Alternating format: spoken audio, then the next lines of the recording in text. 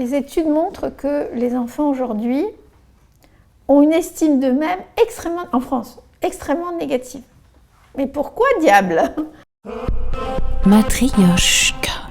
Bonjour à toutes, bonjour à tous et bienvenue dans Matryoshka. Et oui, nous voilà de retour, ça fait assez longtemps, mais je vous avoue qu'il fallait un nouvel élan. Et oui, c'est ça, Noël, je vous rappelle, le nouvel élan. Et donc, en creux, il me paraissait important qu'on s'interroge sur notre optimisme et notre pessimisme, parce qu'il faut bien le dire en ce moment, le pessimisme est ambiant. Ce qu'on va découvrir aujourd'hui, c'est que le pessimisme est construit. Car oui, aujourd'hui, je reçois Marie-Rose Moreau. Est-ce que vous connaissez Marie-Rose Moreau ? Elle est pédopsychiatre, elle dirige depuis 2008 la Maison de Solène, qui est la maison qui accueille les enfants, les adolescents en souffrance, ainsi que leurs familles. Et qu'est-ce qu'elle nous dit, Marie-Rose Moreau ? Eh bien, que du positif. Alors oui, l'ambiance est morose, oui, nos sociétés se transforment, oui, la guerre est revenue, oui, nous avons connu il y a quelques années une épidémie mondiale, oui, nos gouvernements vacillent. Mais après tout, est-ce que la guerre n'a pas existé depuis toujours ? Est-ce que les épidémies n'ont pas existé depuis toujours ? Je vous propose tout de suite d'analyser, grâce à Marie-Rose Moreau, ces angoisses qui nous empêchent d'imaginer un futur désirable pour nos enfants demain. Elle a des clés. Il faut qu'on imagine, et surtout que nos jeunes imaginent, qu'ils peuvent non seulement résister à tout ça, mais qu'ils peuvent en tirer des leçons et qu'ils peuvent faire quelque chose de nouveau et faire un monde meilleur que celui que nous, on est en train de leur transmettre.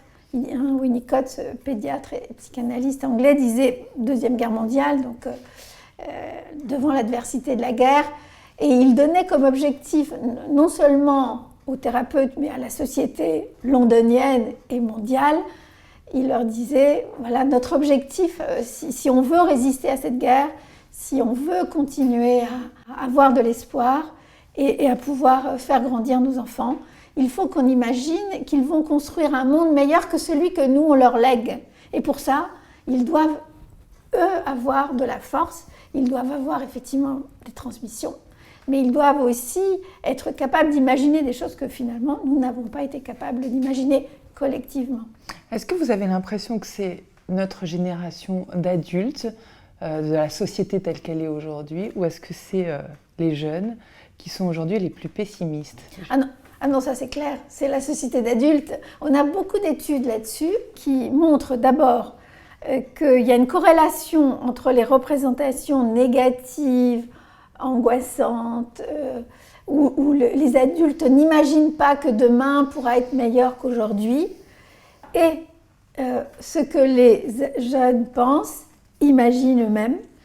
Et en particulier, moi j'aime comparer les études sur la société espagnole ou italienne à la nôtre. Ouais. Les adultes espagnols, les adultes italiens imaginent que leurs enfants, globalement, vont être plus heureux qu'eux, vont avoir plus de possibilités. Encore aujourd'hui. Encore aujourd'hui, malgré les questions économiques de ces deux pays, malgré les difficultés que ces deux pays traversent. Comment vous lisez ça ? Comment est-ce que vous lisez ce problème de traduction qu'on peut avoir ou ce pessimisme qu'on cultive ? Certains diront, et c'est ce que disent les Français, y compris quand ils se comparent aux Espagnols ou aux Italiens, ils disent que c'est un pessimisme lucide, au sens de la réalité comme ça. Non, moi je crois que c'est un pessimisme construit. Ça dit plus sur nous, adultes, société française, sur nous-mêmes, que sur nos jeunes. Par exemple, là, on a été étonnés, nous les Français, de voir que les Jeux Olympiques ou Paralympiques, c'était magnifique. Et à quel point on était aussi géniaux. Et à quel point on était capable de s'enthousiasmer pour non seulement le sport, la performance, le fait d'être ensemble, le fait aussi de faire la fête, et puis le fait d'inclure, parce que les Paralympiques ont été aussi un beau moment de fête, magnifique. D'inclure tout le monde. Ouais. Donc, de vivre ensemble de possible. Vivre ensemble, vraiment de se réjouir ensemble, de se soutenir, de s'appuyer les uns sur les autres. Est-ce qu'on n'est pas aussi, en France, dans notre culture, aussi très porté par l'histoire? Est-ce qu'on n'est pas toujours entre hier et demain et in fine, aujourd'hui, on ne sait pas l'investir? Est-ce qu'il y a quelque chose Alors oui, oui. La grandeur d'hier. La grandeur d'hier et le déclin d'aujourd'hui. Et le déclin de demain, et donc aujourd'hui, on n'existe pas. Quoi. Oui, effectivement, le déclin de demain est entre... Je voulais prendre un tout petit exemple, mais qui est un exemple du quotidien. Qui est cette question de l'élitisme à la française, à la question de l'école. Vous avez des parents qui, parce que à Noël, un enfant ne sait pas encore lire, Noël du CP, ce qui est totalement normal.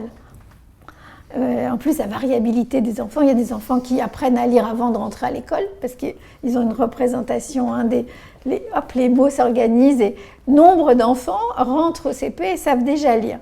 Et puis, il y a ceux qui vont avoir besoin d'1 an de plus, voire 2 ans. Mais si, à Noël du CP, vous et l'instit, et l'école, et la société, au fond, se disent, cet enfant, il est perdu, ben, il sera perdu. Parce que ça va créer autour de lui l'idée qu'il y a quelque chose qui ne se passe pas bien, alors on va le changer d'école, on va le mettre dans le privé, on va faire des tas de choses.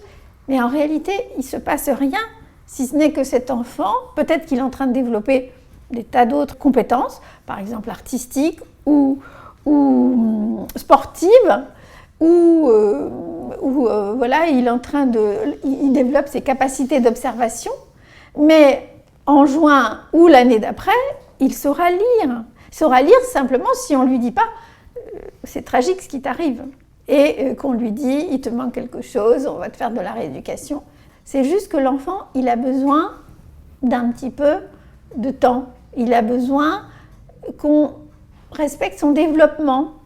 Les études montrent que les enfants aujourd'hui ont une estime d'eux-mêmes en France, extrêmement négative. Mais pourquoi, diable? Pourquoi aujourd'hui les enfants ont une estime d'eux-mêmes beaucoup plus négative qu'hier? Alors qu'on les aime, alors que il y a un problème. C'est la projection qu'on a sur eux.